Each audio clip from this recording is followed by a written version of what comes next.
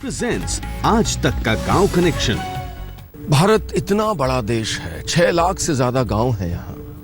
लगता है कि जैसे इस देश के अंदर कई कई देश समाये हैं। हर 100-200 किलोमीटर पे अगर आप गांव की यात्रा करें तो कोई नई बोली, कोई नई भाषा, कोई नई परंपरा, नई रीतियां। यही अद्भुत विविधता इस देश की ताकत है। लेकिन गांव की जो ताकत है, गांव की जो सोच है, और खासकर बदलते ग्रामीण भारत की जो सोच है, वो अक्सर अखबार के पन्नों में, टीवी के स्क्रीन पे और रेडियो की एयरवेव्स पे जगह नहीं पाती है। हमारी कोशिश है कि एक छोटी सी कोशिश के जरिए ही सही इस कमी को पूरा करें। गांव की बातें एक सशक्त माध्यम, एक सशक्त तरीके से आप तक पहुंचाएं, क्योंकि गांव जितनी तेजी से बदल रहे हैं उतनी तेजी से गांव के बारे में लोगों की सोच नहीं बदल रही है। नमस्कार, मेरा नाम है नीलेश मिश्रा और आप देख रहे हैं आज तक का गांव कनेक्शन। चलिए जंगलों के बीच बसे एक ऐसे गांव में जहां पर छिपे हैं कई चौंकाने वाले रहस्य। देखिए, खेती किसानी में नुकसान हुआ तो गांव वालों ने कैसे खेत से कमाए करोड़ों रुपए। जानिए कहां पर खुले में शौच जाने पर देना पड़ता है 500 रुपए जुर्माना। गुजरात के जूनागढ़ जिले में जंगलों के बीच एक गांव बसा है, जाम्बुर। अगर आप यहां जाएंगे तो आपको लगेगा जैसे आप भारत में नहीं, अफ्रीका के जंगलों में पहुंच गए हैं। यहां पर अफ्रीकी मूल के लोग रहते हैं जो भारतीय हैं, लेकिन जो दिखने में अफ्रीकी दिखते हैं। इनके पूर्वज हजारों साल पहले महाद्वीप पार करते करते, बड़ी मुश्किलों का सामना करते करते यहाँ आए होंगे। वो अपने आप में एक अद्भुत कहानी है, किसी और दिन से ही। लेकिन इन कहानियों में, इस समुदाय की कहानियों में एक बड़ी खूबसूरत कहानी है एक महिला की, जो बाकी महिलाओं को, अपने समाज को सशक्त बना रही है। इनका नाम है हीरबाई इब्राहिम लोदी। इस नाम की भी कोई कहानी रही होगी। ये कोशिश कर रही हैं कि इनका जो समाज है उसको एक नई दिशा मिले, महिलाओं को ताकत मिले। इतनी दूर कटे हुए रहने के बाद इतनी बुलंद सोच। मिलते हैं इनसे और सीखते हैं कुछ।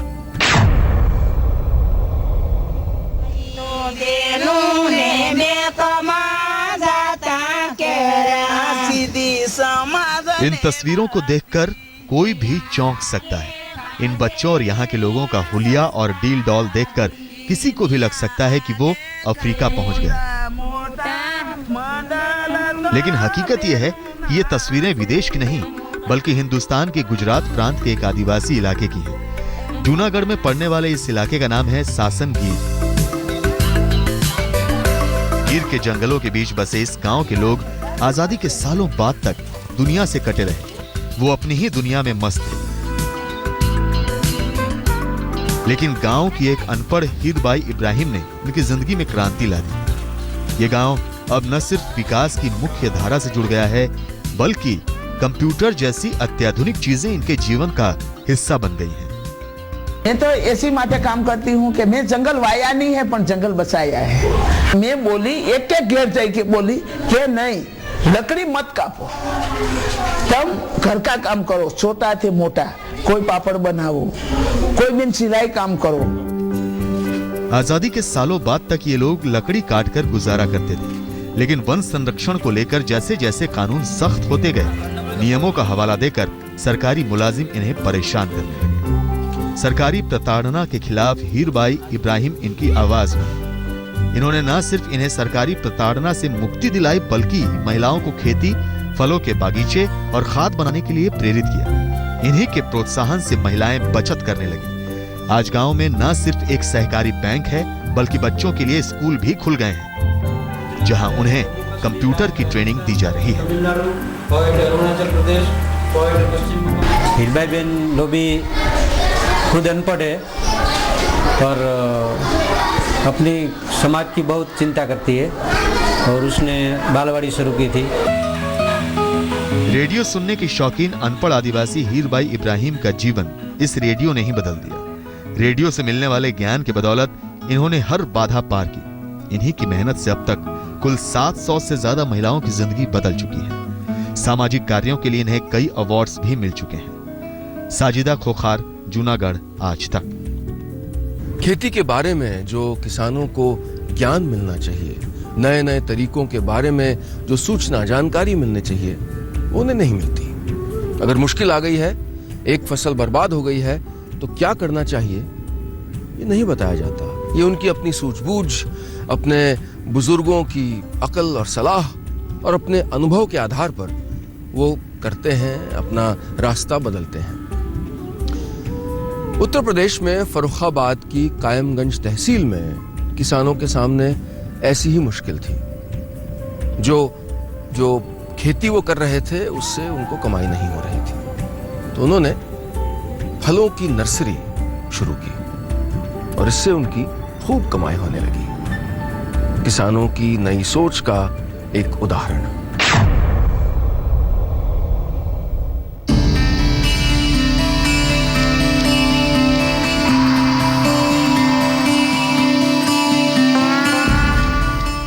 यूपी के फर्रुखाबाद के कायमगंज तहसील के कुछ गांवों में आपको इसी तरह की सैकड़ों नर्सरियां मिल जाएंगी। आज आप जहां पर नर्सरी देख रहे हैं, कुछ साल पहले यहां पर खेत हुआ करते थे। लेकिन खेती में घाटे से परेशान होकर कुछ किसानों ने खेत के कुछ हिस्सों में नर्सरी का काम शुरू किया और देखते ही देखते इस कारोबार ने उनकी जिंदगी संवार दी। पूरे क्षेत्र का विकास हुआ इस नर्सरी के व्यवसाय से और लोगों का भी साथ लोगों का भी विकास हुआ है। लोगों ने भी बहुत तरक्की की है। फूलदार, फलदार, शोभाकार, छायादार हर तरीके के पौधों का सप्लाई होती है, जो यहाँ से लेके विदेशों तक में होती है। फर्रुखाबाद के इन गाँवों में नर्सरी ने पूरी तरह से कारोबार का रूप ले लिया है। यहाँ तैयार होने वाले पौधों को शहर भेजा जाता है। सरकारी पौधारोपण परियोजनाओं के लिए भी यहीं से पौधे जाते हैं।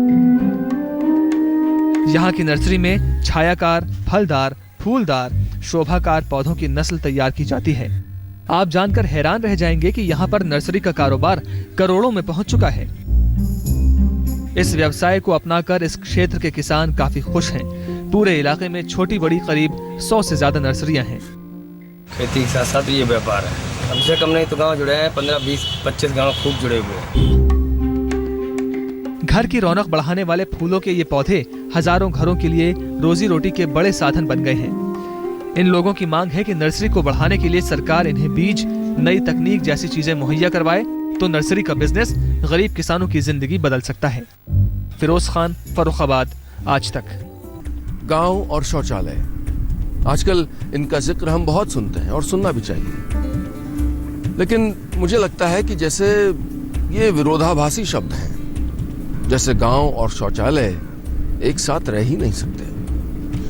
अगर गांव में शौचालय मिलते हैं, सरकारों द्वारा बनाए गए होते हैं, तो वो अक्सर इतने छोटे होते हैं कि वो प्रयोग करने लायक नहीं होते। उनके बाहर कोई पानी का हैंडपंप नहीं होता और लोग उसमें गोबर के कंडे रखने लग जाते हैं, सामान रखने लग जाते हैं। वो समझिए अलमारी बन जाती है जहां पर वो होते हैं। कई बार लोग फिर भी खुले में शौच जाना पसंद करते हैं और कई जगह तो ये होता ही नहीं है। गांव में शौचालय जब आएंगे तभी हमारा स्वच्छ भारत का जो सपना है वो पूरा हो सकेगा। इस सपने को एक गांव अपने स्तर पर पूरा कर रहा है। मध्य प्रदेश में एक ऐसा गांव है जिसका नाम है एरमा, जहां पर करीब 1300 घर हैं और कोई भी खुले में शौच नहीं जाता।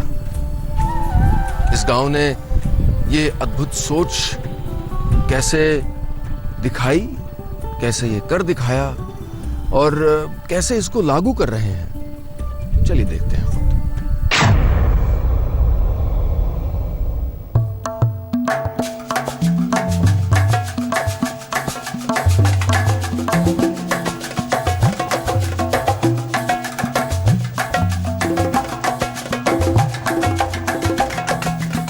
ये है मध्य प्रदेश के सिवनी का एरमा गांव।